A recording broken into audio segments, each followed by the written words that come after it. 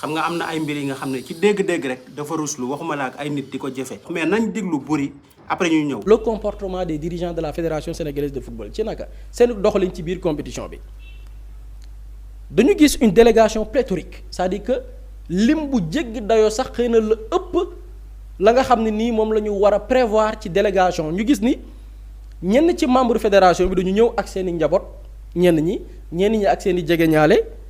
sans que ñu xam réellement kan mooy fay loolu benn la beneen bi mooy aussi ci biir hôtel bi ñoom li nga xam ne ñooy les membres la délégation doon mener benn train de vie bu colossal c'est-à-dire que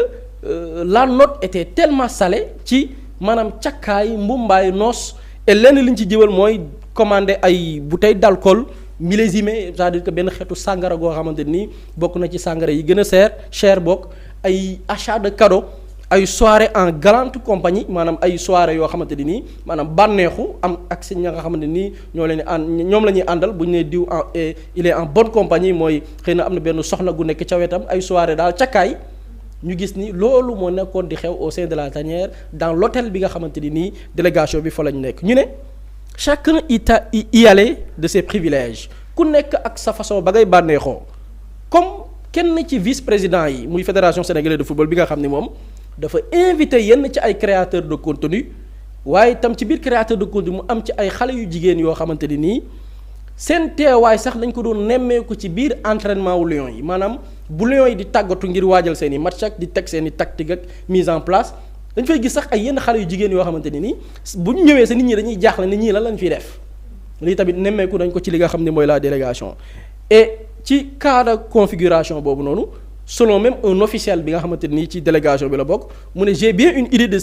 qui règle la note am na xalaat ci kan mooy régler note bi ñu ne toujours la même source muy l'officiel mu ne l'État a décaissé une grosse somme pour la coupe du monde État bu Sénégal génnee na xaalis bu takku ci coupe du monde bi donc certains en profitent xaalis boo xamante ni ñenn ñoo ci nekk di bànneexu alors que ce qui est scandale mooy pendant ce temps maanaam jamono yooyu noonu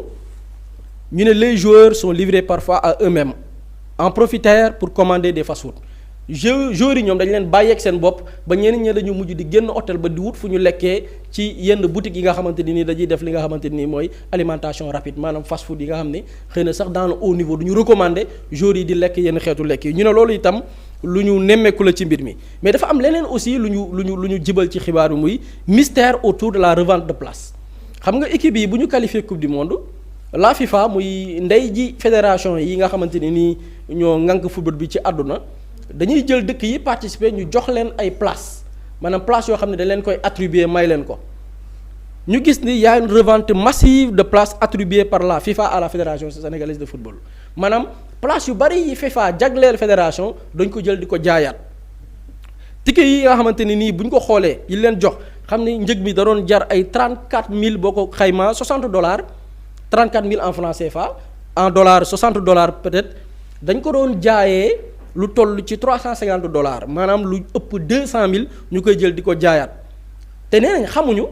ndax xaalis boobu noonu dafay dem ci dellu ci keesu fédération sénégalaise de football wala xaalis la boo xam ne ñu koy jaay ñoom seeni poche la dem loolu aussi interrogation la boo xamante ni teg nañ ko muy laaj bu samp. maa ngi soog a xam lan moo tax Pape Thiaw su dugalee ñàngal suñ ko dugalee mu ñàngal ñoom ñëpp sooy xool seen kanam yi sax da ngay xam ne ñii am na benn affaire boo xam ne moom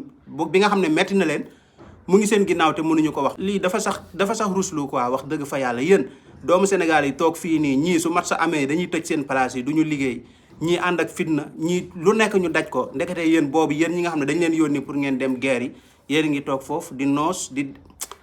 ku mu neex sax nga noos yow yaa moom sa bopp mais sooy noos nga xaar bi nga xam ne yow